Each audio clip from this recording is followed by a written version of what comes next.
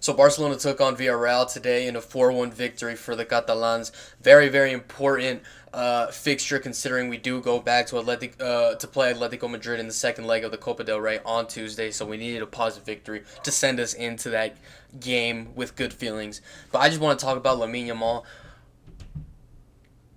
Sorry for my language, but fuck anybody that doubts him, bro. Seriously, man. Even me, dude. I was getting a bit worried because the past few weeks, months, he's been very inconsistent and he's had some pretty shit games, like genuinely bad games. And there's just been moments where it just seemed like he's kind of been losing what made him special with the Pubalgia, and just he just seems scared sometimes to go at his man 1-on-1, bro. But today, he shut some people up. Beautiful, beautiful hat trick with the second goal being one of the best goals I have ever seen, dude. Just beats the first man, then cuts inside. The second guy isn't able to do shit, then puts it around the third one. Beautiful into the far corner, bro. Generational player. We already knew this, but yeah, he is very special, bro. And I think people have to be a bit more patient. I think a lot of us forget that he's still barely 18 years old. He turns 19 in the summer.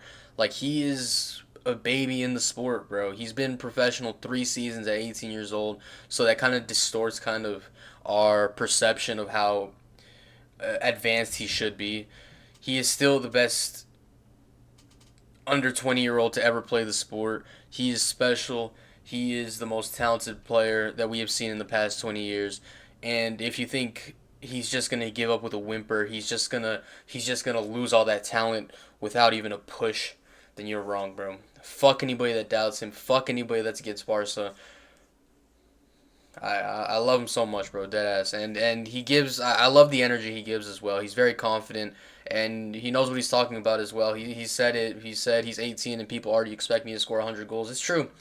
Sometimes we do put a bit too much expectation on him, consider because he is such a special player, but we tend to forget the context as to what makes him so special. Now I want to give a little message to Atleti, bro. This couldn't have come at a better time. We beat fourth place La Liga 4-1 Villarreal. Villarreal are not a good team. They do win the games that they should, but they get destroyed in the games that they should. They never surprise anybody. Against Madrid, they lost both of their games pretty convincingly. I think the first one they lost 4-1 at the Bernabeu, and then the second one they lost to Villarreal. They beat Villarreal 2-0, and it's just like they never push. They're not that good of a team, but I still think it is a good energy considering we did lose a few games that we shouldn't have lost this past month, and the Atleti game 4-0. We needed this kind of victory to give good energy going into this must-win game against Atleti on Tuesday. And I fully believe, bro, 4-0 is a bad victory, but I think Atletico will go into this with the mindset that they can just hold on to the lead, and that's where we will get them. Remember last season, they were up 2-0 at halftime a few times. They were up 2-0 in the first leg of the Copa del Rey as well in the first half. And then we came back, we went up 4-2, then we gave up the lead, and then we tied 4-4. But the point is, we were able to score 4 on them in one half because they got comfortable, they resigned, and they thought that they could just hold on to the lead. It happened again in the Liga, the second time that we played Atleti. They were up 2-0, and I think they scored the second goal in the second half, bro. Like, they gave us less time to come back. And in, like, the last 20, 30 minutes, Lewandowski scored a goal, and then the whole game just turned around. We ended up scoring 3 more goals, and we ended up winning the game 4-2 in a game that we had to win because Atleti were still in the title race. And yeah, Real Madrid were still there and everything. We had to win that game for La Liga, and we ended up doing it. We scored 4 goals in like 35 minutes, dude. So my point is, this is very much doable. Obviously, the hardest part will be not getting scored on, which is damn near impossible when you're talking about this team.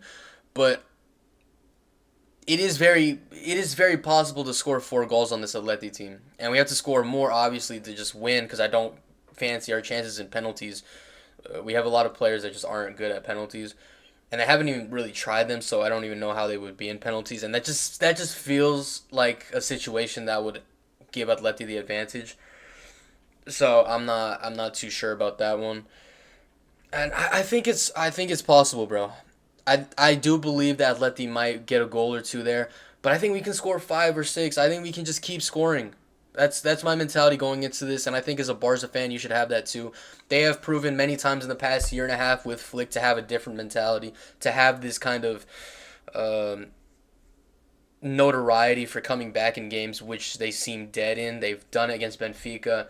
They've done it against Atleti a few times. They've done it in La Liga other times as well. Times I can't even remember. We did it against Levante earlier this season.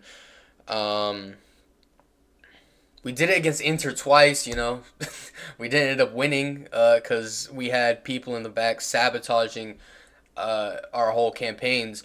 But we did come back on them twice while we were down 2-0. So that mustn't be forgotten. We came back against Madrid when we were down 2-0. We came back against them in the Super Cup last season in the Super Cup final. We have this ability to come back and to change games just off vibes. So I'm very positive going on to Tuesday. The fans need to be there because the Camp Nou, the atmosphere in Barcelona. I don't know what has happened in these past few seasons. It's like they're admiring a museum. They don't want to get too loud. It's really strange, honestly. Maybe that has to do with the ultras being banned for a little bit. I'm not talking about boisterous noise. I'm talking about our other ultra section being banned for a little bit. Maybe that has something to do with it, but these things need to get loud. Because if I was a Barcelona fan and I lived in Barcelona, I am a Barca fan. But if I lived in Barcelona, I would get loud as hell. If I seen Koundé get rinsed the way I see him get rinsed every week on TV, and I saw that shit in person, I would call that nigga out. If I saw Lamine do some crazy shit like I saw today, I'm getting loud. I don't know what it is, but these guys act like they're not allowed to get too loud. Like they're embarrassed to get loud. Get loud.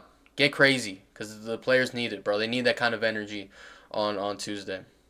So yeah, Barca fans, tune in, bro, because this is going to be something special, bro. This is going to be an all timer. Maybe the greatest Copa del Rey comeback of all time. Has anyone come back 4-0 in Copa del Rey? I don't know. I don't know the history of Copa del Rey too much. Peace.